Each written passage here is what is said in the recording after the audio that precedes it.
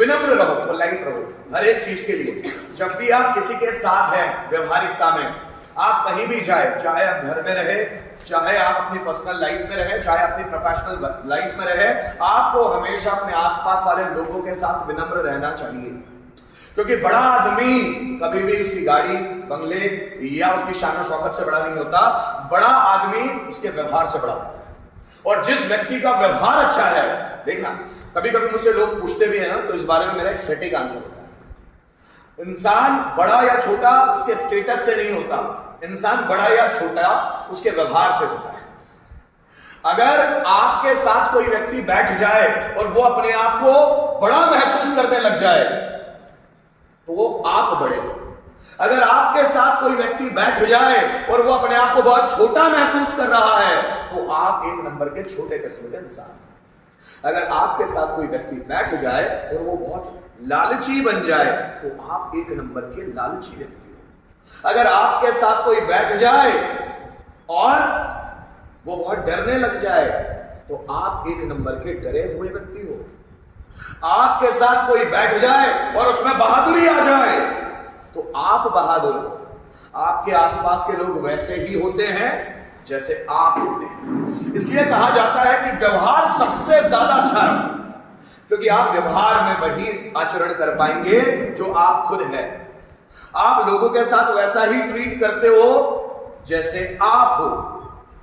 अगर आपके मन में गालियां हो तो गालियां निकलती है, अगर आपके मन में अच्छे विचार हो तो अच्छे विचार निकलते हैं, अगर आपके मन में जलन, झिड़क, देन इरिटेशन है तो आपके मुंह से भी वही चीजें निकलती है। जो आप हो वही चीजें निकलती है। सबके साथ विनम्रता दर्शाने का मतलब यह है कि आप अंदर से विनम्र हो। हर एक व्यक्ति को विनम्र, पोलाइट होना चाहिए आसपास की सभी चीजों के लिए। किसी भी व्यक्ति के लिए, अपना हो या पराया हो, उसके लिए विनम्र रहो, पोलाइट रहो, अच्छा नेचर रहो। भूखे रहो, भूखे रहो का मतलब खाने के तौर पे नहीं कहा जा रहा। भूखे का मतलब होता है यहां पर कि चीजों को सीखने के लिए मन में भूख होना चाहिए। भूखे रहो, हर एक चीज जहां से सीखी जा सकती है उसको सीखो। कभी भी ये नहीं मुझे आता है, जैसे मैं क्लास में भी पढ़ाता हूं तो बहुत सारे स्टूडेंट्स के चेहरे ऐसे होते हैं, हमको आता है पहले से। अगर एक चीज पढ़ा दी गई है और उनको दोबारा वही चीज पढ़ाई जाती है तो उनको लगता है तो आता तो है। भूखे रहो, हो सकता है दूसरी बार पढ़ने से कुछ और नई जानकारी मिल जाए जो पहली बार में नहीं हुई। यह मैं अपना अनुभव किताबों के बारे में कहना चाहूंगा। जब भी आप किताबें पढ़ते तो एक बुक को जब आप पहली बार पढ़ेंगे तो आपको बड़ी मुश्किल से वो 5% समझ में आती है बुक। जब उसी बुक को आप दूसरी बार पढ़ते हैं तो कुछ और परसेंट बढ़ जाता है समझ में। तीसरी बार पढ़ते हैं तो उसी बुक में से ऐसी चीजें समझ में आती है जो पहले 2 बार में समझ में नहीं आई। चौथी बार पढ़ते हो तो पिछली 3 बार में जो चीजें समझ में आई थी वो अब समझ में आती है जो समझ में नहीं आई।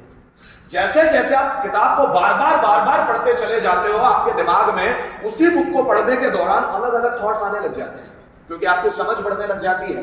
कहते हैं कि जब व्यक्ति भगवत गीता पढ़ता है पहली बार तो उसको समझ ही नहीं आती, दूसरी बार पढ़ता है तो बड़ी मुश्किल से 1-2% समझ में आती है, तीसरी बार पढ़ता है तो बड़ी मुश्किल से 10% के आसपास पहुंचता है। कहते हैं भगवत गीता को समझने के लिए कम से कम 8 बार पढ़ना चाहिए। 8 बार तो वो व्यक्ति के दिमाग में फिट बैठती है। कोई एक बार पढ़ के सोचे कि भगवत गीता टफ है, वो तो शुरुआत है भाई, वो तो समझ आएगी ही नहीं। क्योंकि नॉलेज को पाने के लिए पात्र बनना पड़ता है। पात्र मतलब eligible. If you are eligible for getting knowledge, the knowledge will be yours. So first we have to be eligible for getting the knowledge. Knowledge पाने के लिए हमको पात्र बनना पड़ता है। नॉलेज हर किसी व्यक्ति के पास नहीं आता, उसके लिए पात्रता सिद्ध करनी पड़ती है कि हाँ मैं पात्र हूं, मैं इस नॉलेज को संभाल सकता हूं। नॉलेज उसी के पास आएगा, हर किसी के पास नहीं आएगा। आप समझ लेना। भूखे रहो चीजें सीखने के लिए। जब भी आपके पास कोई भी सीखने के लिए, जैसे 3 इडियट्स देखी होगी आपने, आमिर खान उस प्यून से बात करता है, उस प्यून को बोलता है कि जाके बैठ जाए कर यार क्लासेस में, हर जगह तो नॉलेज बट रहा है, सिर्फ लर्नर चाहिए, सीखने वाले में उमंग चाहिए। नॉलेज तो हर जगह बट रहा है, प्रकृति के हर कामों में कुछ ना कुछ नॉलेज है, बस आपको देखते आना चाहिए। आपकी आंखें सीखने वाली आंखें चाहिए, आपके कान सुनने वाले कान चाहिए, आपका जो पर्सनैलिटी है वो ऑब्जर्विंग पर्सनैलिटी चाहिए कि आप चीजों को ग्रास्प कर सके। नॉलेज तो हर जगह बट रहा है, लेकिन लोगों को नॉलेज लेते नहीं आता, उनको समझ में नहीं आता इसको ग्रास्प कैसे करें। इसलिए कहा जाता है भूखे रहो सीखने के लिए। स्टीव जॉब्स की एक बुक है जिसका नाम है स्टे फुलिश स्टे हंग्री, या स्टे हंग्री स्टे फुलिश। हमेशा भूखे रहो, हमेशा बेवकूफ बने रहो, हमेशा नॉलेज के लिए भूखे रहो। जहां कहीं भी नॉलेज मिले उसको ग्रैस्प कर लो, उसको पकड़ लो उस नॉलेज को।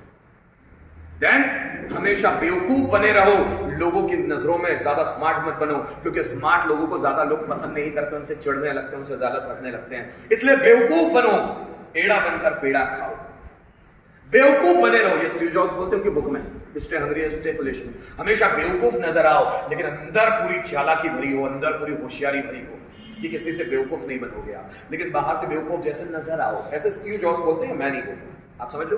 भूखे रहो, जब भी आसपास कुछ सीखने वाली चीज हो सीख लो, क्योंकि समय बाद में मिले ना मिले इसका कोई भरोसा नहीं है। और मैं तो कहता हूं जिंदगी भर सीखने की आर्ट चाहिए।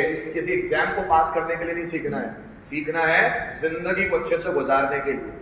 किसी एग्जाम को पास करने के लिए नहीं पढ़ना है, पढ़ना है इसलिए ताकि माइंड की ग्रोथ हो जाए, माइंड ज्यादा एक्टिव हो जाए, प्रोएक्टिव हो जाए, ज्यादा क्रिएटिव हो जाए, इसीलिए पढ़ना है, ना कि किसी एग्जाम को पास करने के लिए, ना कि नौकरी पाने के लिए। एग्जाम भी पास कर लो, नौकरी भी पालो, उसके बाद भी पढ़ना है, क्योंकि माइंड की ग्रोथ बुढ़ापे तक रुकनी नहीं चाहिए। अगर आप बुढ़ापे तक पढ़ते रहे तो इसमें कोई दो राय नहीं है कि आपका अगला जन्म होगा तो बहुत इंटेलेक्चुअल पर्सनैलिटी के रूप में होगा, इसमें कोई दो राय नहीं, इसलिए पढ़ना चाहिए व्यक्ति को। अगला है, कमरे में हमेशा सबसे अधिक मेहनत करने वाले इंसान रहो। जहां भी आप हो, आपसे ज्यादा मेहनत किसी को करते आनी ही नहीं चाहिए।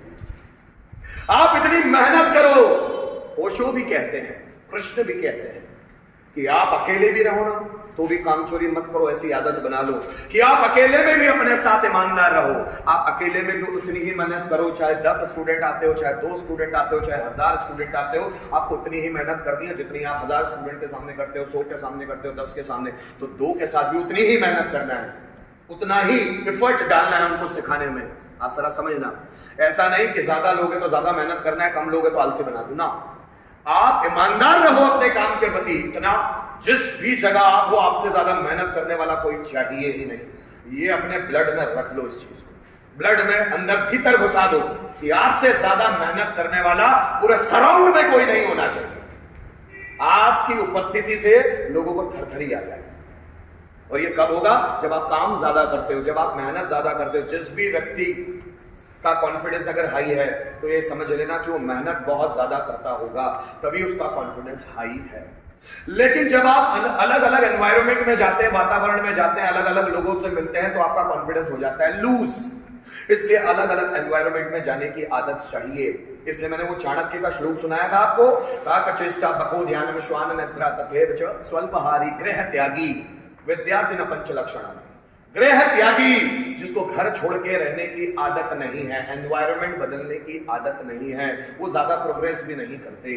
अलग अलग लोगों से मिलने की आदत चाहिए, घर में घुस घुस के नहीं रहना है, अलग अलग लोगों से बतियाना है, बात करना है, अलग अलग लोगों को ऑब्जर्व करना है, उनको समझना है किस व्यक्ति के साथ कैसी बात करनी है, कब आए